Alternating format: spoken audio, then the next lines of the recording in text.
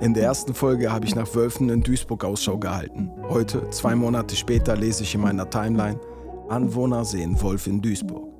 Ja, sie werden mehr. Und ich denke, das ist ein Grund zur Freude.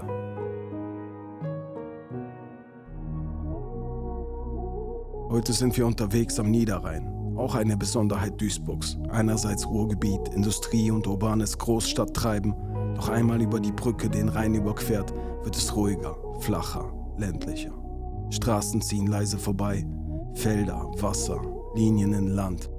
Der Niederrhein spricht in Strömungen. Die Linien lösen sich, werden zu Wegen im Inneren. Ab dem Herbst tragen Rufe durch den Himmel. Wildgänse, Hüter zwischen den Welten. Weite offene Landschaften, viel Platz für Radfahren und Spaziergänge. Landwirtschaft, fruchtbare Böden, viele Bauernhöfe und regionale Produkte. Menschen gelten als bodenständig, direkt und humorvoll. Oft sagt man, der Niederrheiner ist entspannt und ehrlich. Und je weiter wir fahren, desto näher kommen wir an einen Ort, an dem die Wildnis eine zweite Form findet. Meiner Meinung nach sind wir Menschen uns selbst gegenüber nicht ehrlich genug. Wir wollen als kultivierte, liebevolle Wesen gelten. Doch die Verstrickung mit unserem Ego machen uns zu einem räuberischen Wesen. Gesellschaftsordnung, Kapitalismus. Wir können uns da nicht mehr rausreden. Die Gefahren, die wir in der modernen Welt für Leib und Seele geschaffen haben, stehen in keinerlei Verhältnis zu der Gefahr einer größer werdenden Wolfspopulation. Dennoch geraten wir in Panik und wollen die Nähe des Wolfes nicht als unser natürliches Erbe anerkennen. Ich glaube, das liegt halt daran, dass der Wolf hier sozusagen die einzige Konkurrenz zu uns als Raubtier darstellt. Und damit kommt unser Ego nicht klar. Hallo Freunde, heute sind wir mal raus aus Duisburg, aber bleiben dennoch in direkter Nachbarschaft hier bei uns am Niederrhein in Zonsberg. Wir sind heute beim Jos an der Wolf-Auffangstation. Hallo Jos. Hey, ja. Ich bin Feuer und Flamme, ich freue mich sehr, dass wir heute hier bei dir sein können.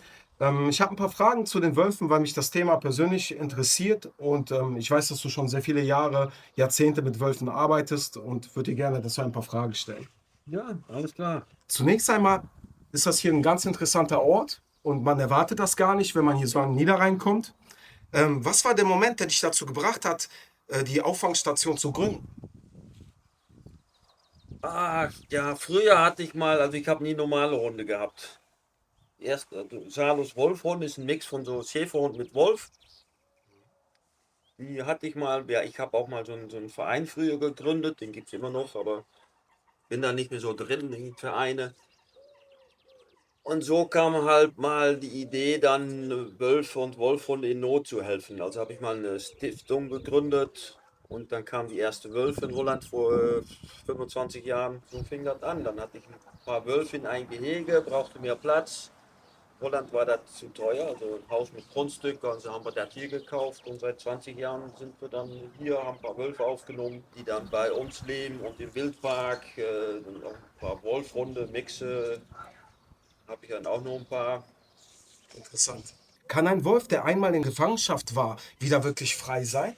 Ist das möglich? Es ist möglich, denke ich, aber schwierig, wenn die ja zu lange von Menschen gefüttert werden.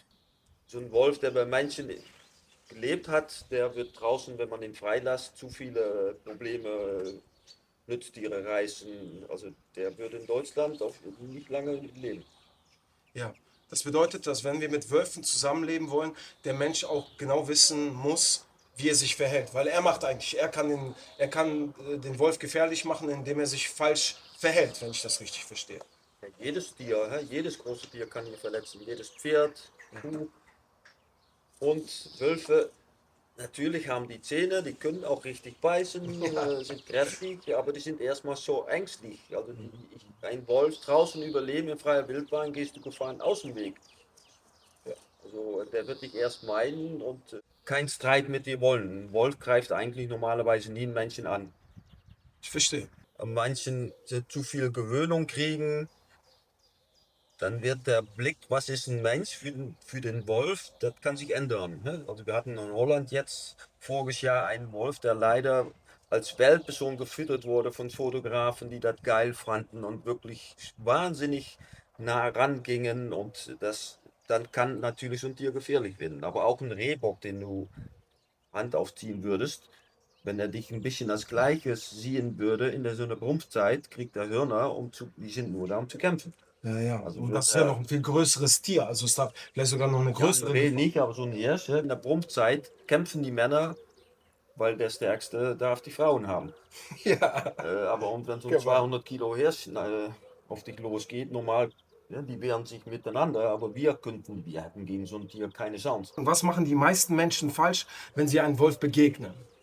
Also einmal auf jeden Fall füttern und sowas. Das sollte man auf jeden Fall Genau, oberste Wildtiere Priorität. nie füttern, das ist ja auch verboten, Ja. aber es sind manchmal gut gemeinte ein Naturfotografen wollen die Tiere, dass die keine Angst vor mir haben, da kann ich die nah ran, kein Stress. Und das ist natürlich völlig falsch. Wildtiere müssen wild bleiben und wenn man den versucht zu füttern, dann geht das in die Hose. Das Ja. sind dann Problemwölfe nachher, die werden erschossen, getötet.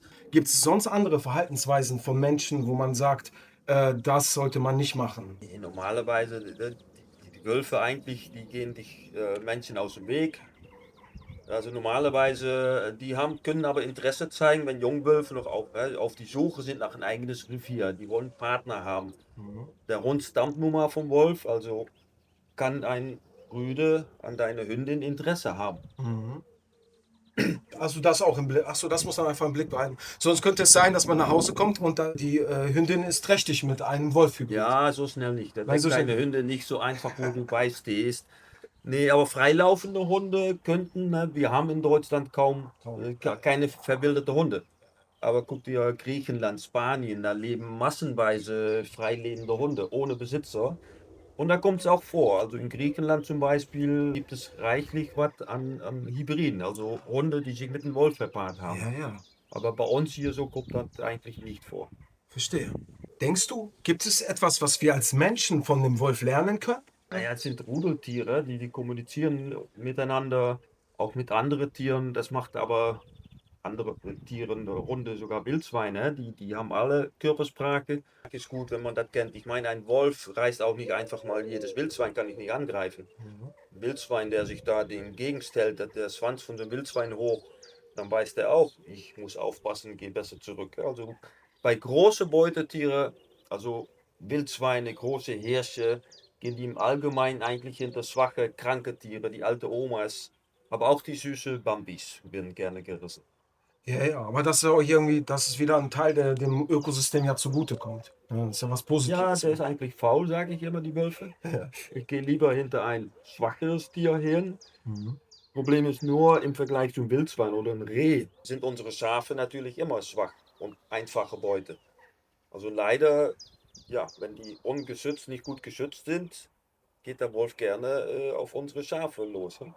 Sonst, du hast ja schon viel erzählt, wie der Wolf auf Menschen reagiert, aber es ist wie bei Hunden wahrscheinlich, die spüren auch, wenn ein Mensch Angst hat, spüren die Wölfe Ja, auch. ja, die riechen natürlich super gut mit fast 250 Millionen Geruchssensoren.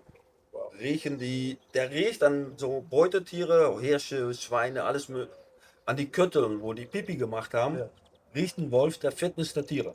Das können Hunde Ah, sogar. ja, Hunde mit einer vernünftigen Nase ja. riechen auch. Es gibt Hunde, die hat man trainiert, also gelernt, wenn die Krebs bei Menschen riechen, uns Bescheid zu sagen. Ne? Ja, ja, Also auch ein Hund kann so wahnsinnig gut riechen, das können wir uns gar nicht vorstellen. ja. Sehr interessant. Thema ist, das Jagdgesetz wurde geändert. Hast du vor kurzem, ne, dass der Wolf, der wurde ja sehr lange geschützt, jetzt darf er aber wieder bejagt werden unter Umständen. Hast du dazu irgendeine Meinung? Hast du eine Einschätzung dazu?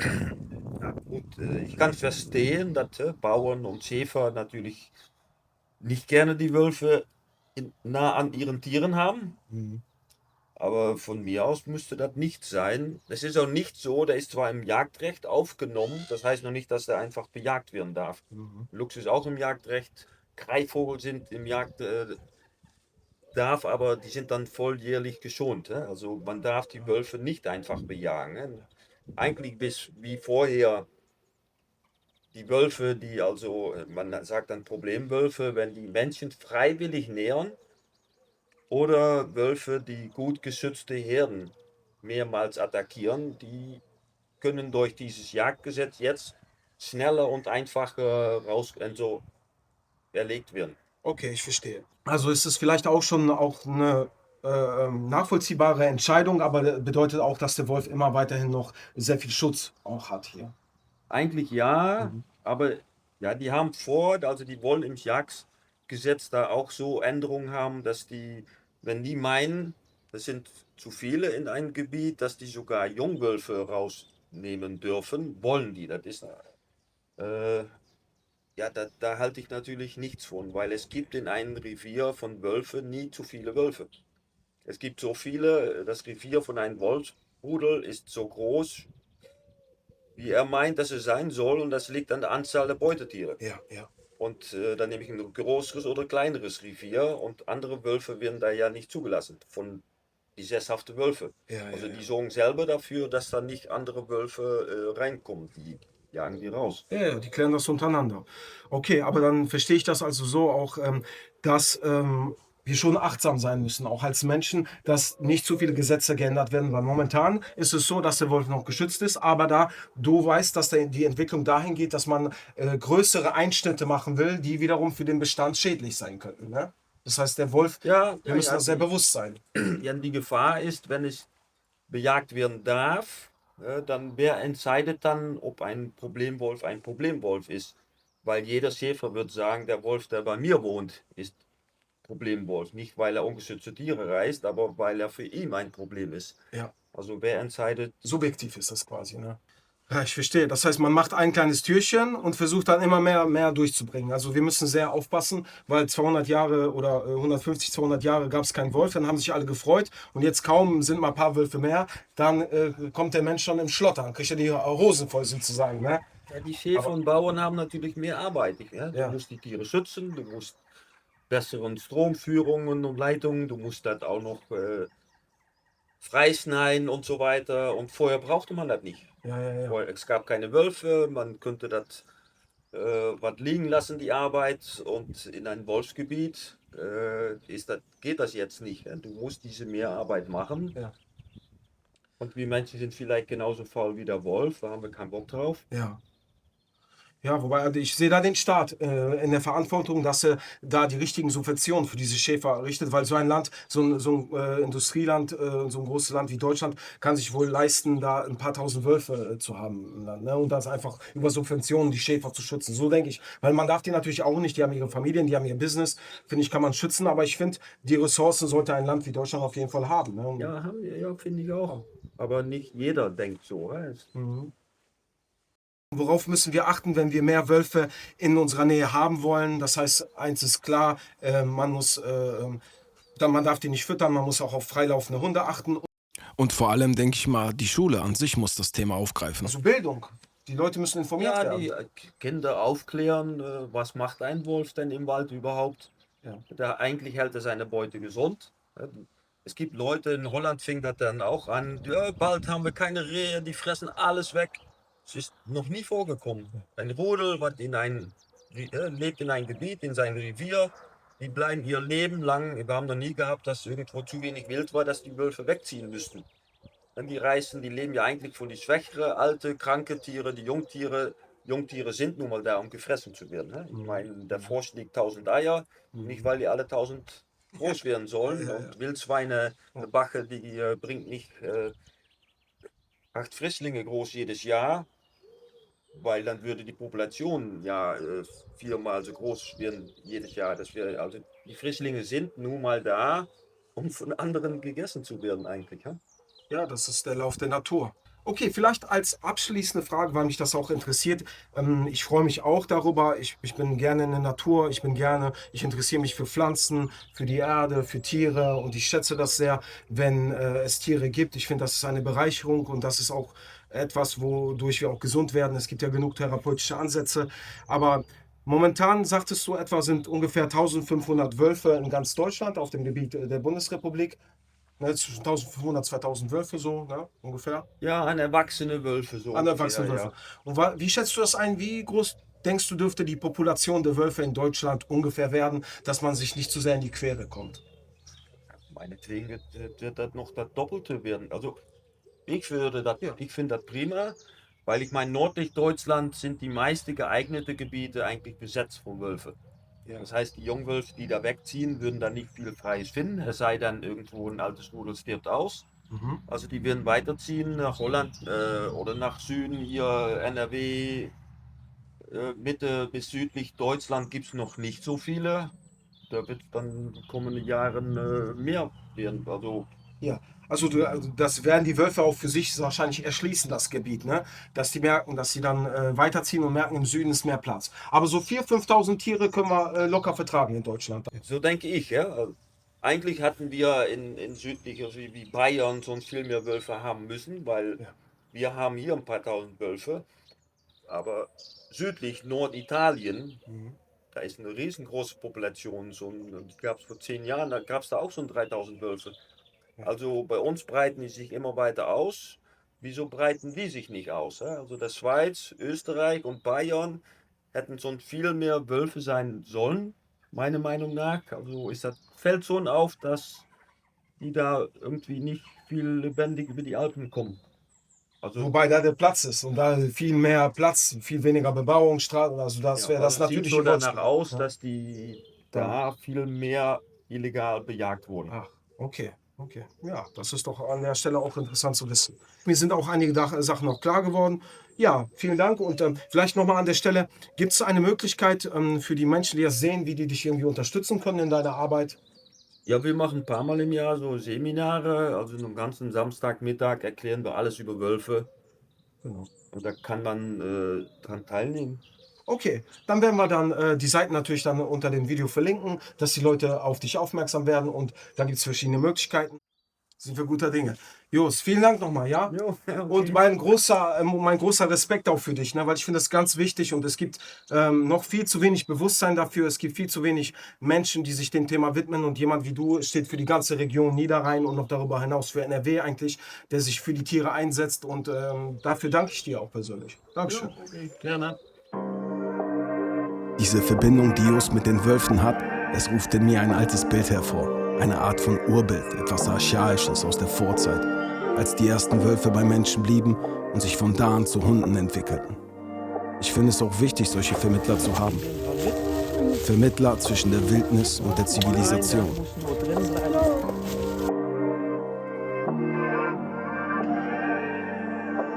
Das hier ist vorerst der letzte Teil der Reise, auf der ihr mich begleiten konntet. Die Wolfsroute jedoch für mich ist zu meiner eigenen Reise nach Ixtlan geworden. Einmal diese Route beschritten, gibt es keinen Weg mehr zurück in die alte Realität. Wunderschön. Ich habe einfach was ausprobiert. Ohne viel Vorbereitung, einfach ein paar Ideen, ein kleines, aber starkes, verlässliches Team und Action. Wir Menschen können einfach so viel mehr, als wir uns selber oft zutrauen. Selbst beschränken wir uns in unserem Denken und Handeln. Wir müssen einfach mutiger sein. Alles ändert sich und anstatt den Blick auf die negativen Seiten zu richten, auf die Strukturen, die gerade eben zerfallen, lasst uns auf die Segen, lasst uns auf all die Segen blicken, die sich parallel dazu auf der Erde entwickeln. Die Energie der neuen Zeit ist schon da. Wir müssen nur die Gefäße dafür bereiten, in alchemistischer Weise ausgedrückt. Ich wollte nicht alles perfekt machen, nur etwas Persönliches mit euch teilen. Und wenn nur ein kleiner Funke davon auf dich übergeht, hat sich die Mühe gelohnt. Alle, die einen tieferen Einblick dazu erhalten möchten, lade ich herzlich ein, in meine jetzt erschienene EP Wolfsroute reinzuhören. Diese ist in Zusammenarbeit mit dem US-amerikanischen Musiker Adriatic als Folge-EP zu Falkenfeder entstanden. Den Link dazu findet ihr unter dem Video. Vielen Dank für eure Aufmerksamkeit. Peace.